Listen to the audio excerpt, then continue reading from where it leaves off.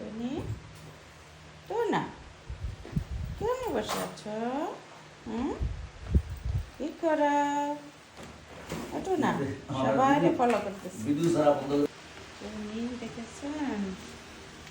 Tony বাহিরে যাওয়ার জন্য বাইরের যে বিড়াল আছে ও খাচ্ছে, ওর কাছে বাহিরে যাবে এবং মাঝে মাঝে ওর সাথে খেয়াল জানো বাহিরে, এই জন্য সে বাহিরে যাওয়ার জন্য স্থির।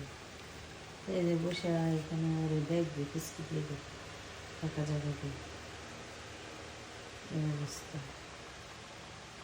এই বিড়ালটাকে সবসময় এই যে খাবার দিয়ে ঘরের বাহিরে থাকে,